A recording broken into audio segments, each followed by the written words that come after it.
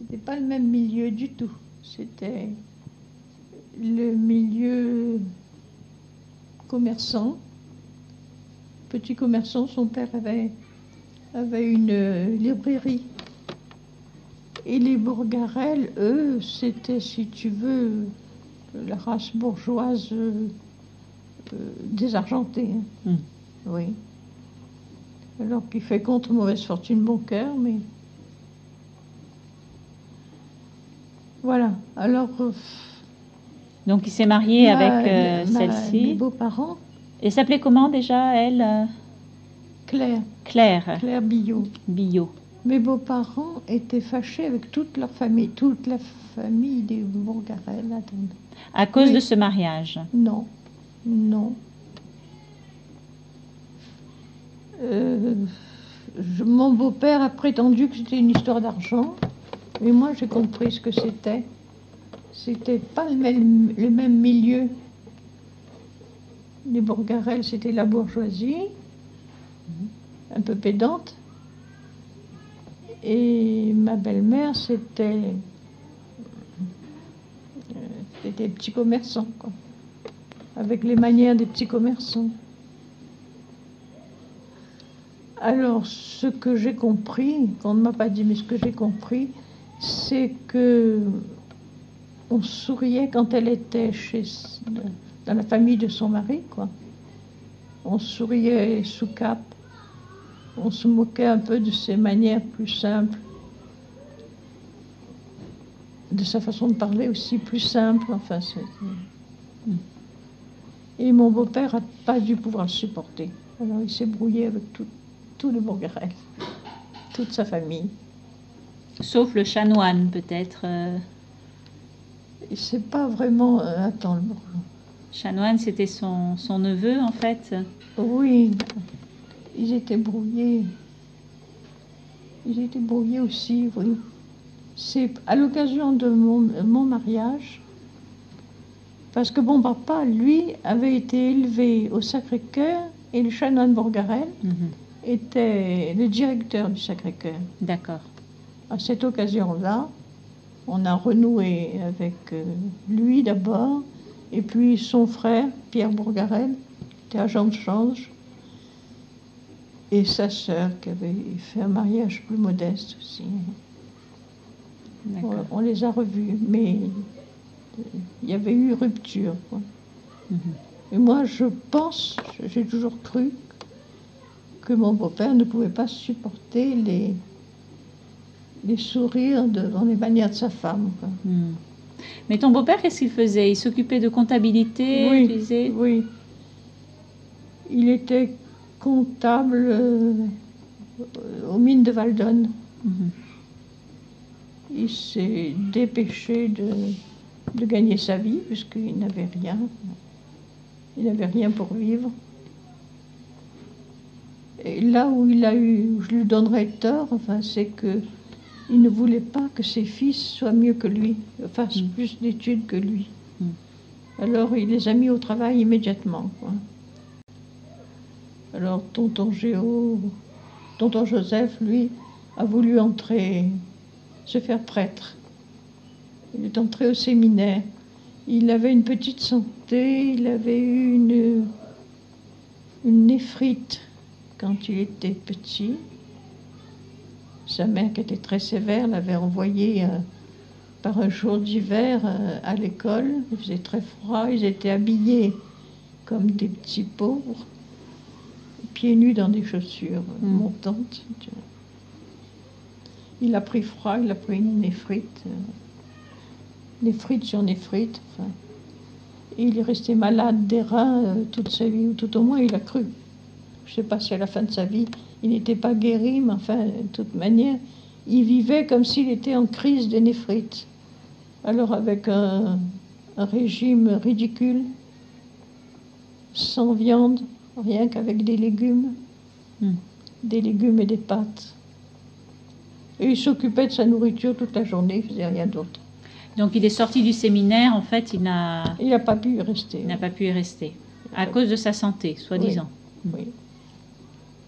C'était vrai, à cause de sa santé. Il n'a pas pu supporter les rigueurs du séminaire, quoi. Alors ça, c'était tonton Joseph. Après, Alors, ce tonton Joseph, c'était donc... Non, c'était tante Mille, tante Mille est née. Oui.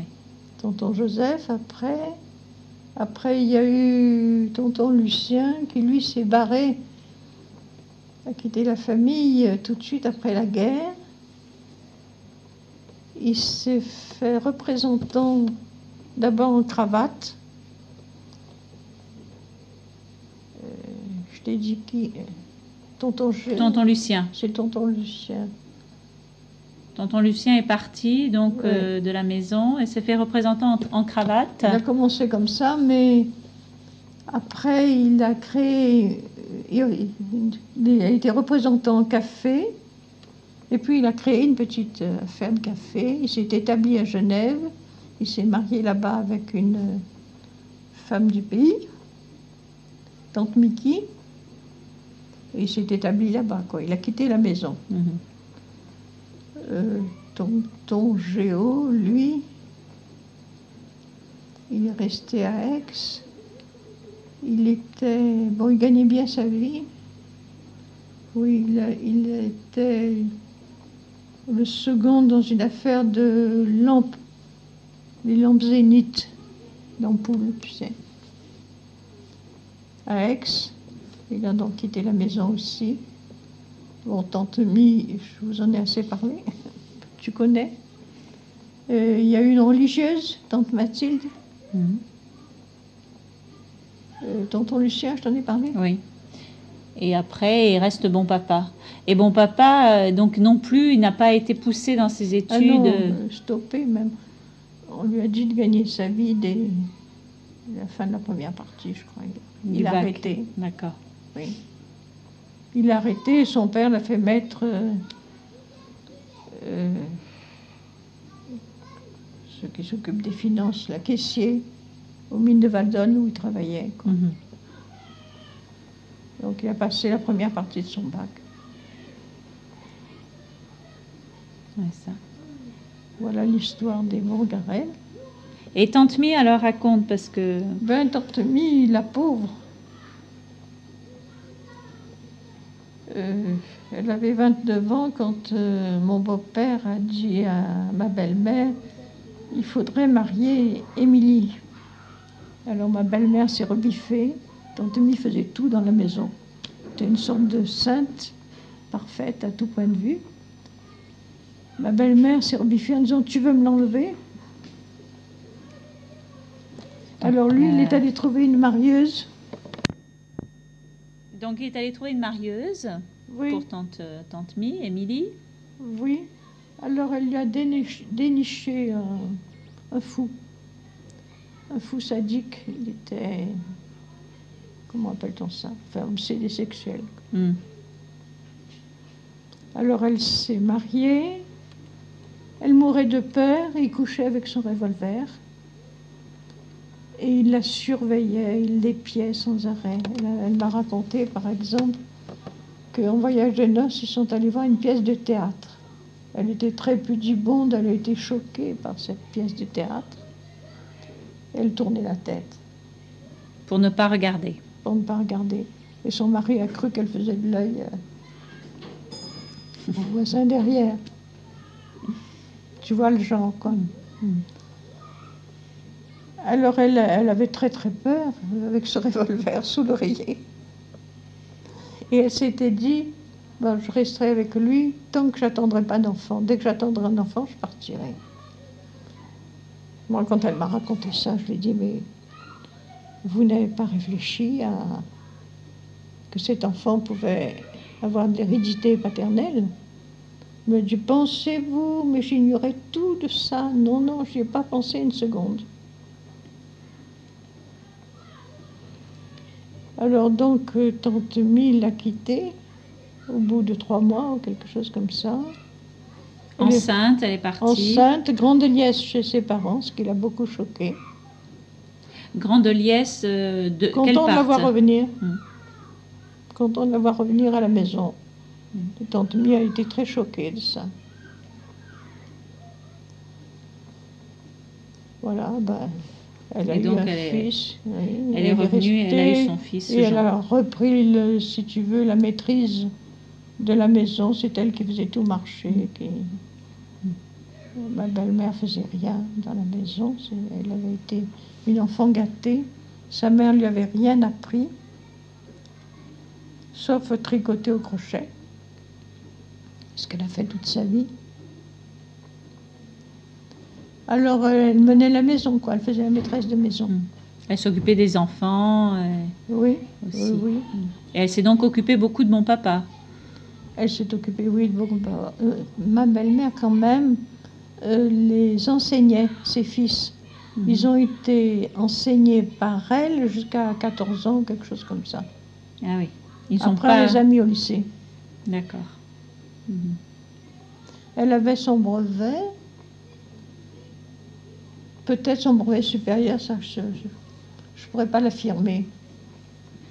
Enfin, je crois qu'elle était capable de les enseigner. Mais alors, mon beau-père avait une idée fixe que ses enfants ne fréquentent personne, pour qu'ils ne prennent pas de mauvaises manières. Et je soupçonne aussi pour qu'ils n'aient pas des goûts de dépense. Un petit exemple, par exemple, mon papa a été invité à une surprise partie. Alors il est allé le dire à ses parents. Et mon beau-père a dit niet, niet, tout de suite. Interdiction d'aller à une surprise partie. Défense de sortir avec les camarades et les amis. Il fallait rester à la maison. C'était en réalité une vie de moine qu'il menait et qu'il faisait mener à ses enfants. Oui. Jusqu'à ce qu'il puisse partir par un mariage ou éventuellement. Oui. Je ne sais pas bien comment il envisageait l'avenir. Il avait une idée fixe, ne pas dépenser d'argent. Les élever de façon la plus simple possible et sans fréquenter personne, de peur qu'il soit amené à dépenser.